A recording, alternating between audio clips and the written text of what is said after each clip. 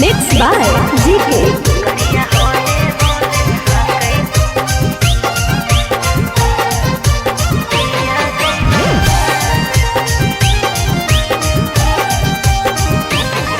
अगे बोलन गे छौड़ी भतार करो हो कवन काम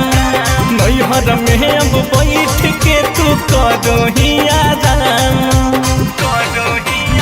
गे अगे बोलन गे छौड़ी भतार करो कवन काम नैहर में अब बैठ के तू करो ही आराम गमछा झाड़ के चले ताला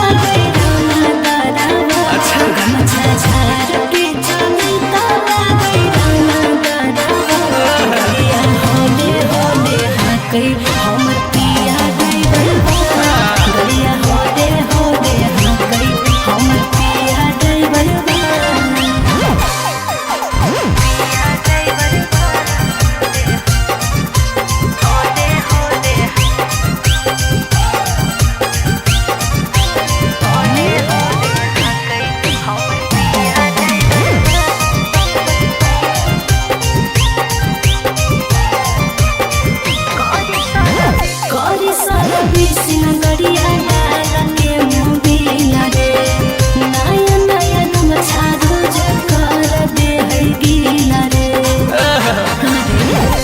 खूबे प्यार करोगे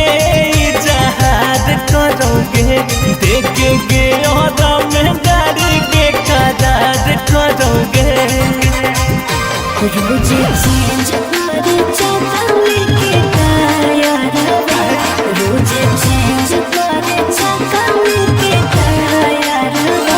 गलिया होले होले हाकै हमर पिया ड्राइवर गलिया होले होले हाकै हमर पिया ड्राइवर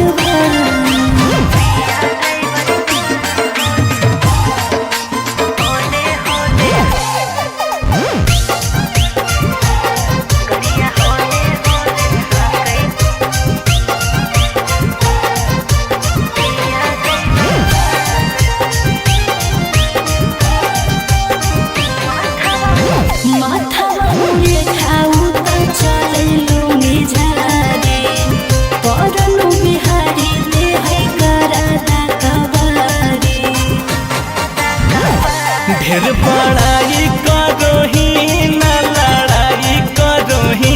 लागे गौरव से तो लाभ के पढ़ाई करो ही ओकरा देखी के जादू है हमर भरवा ओकरा देखी के जादू है हमर भरवा गलिया होले होले हाकै हमर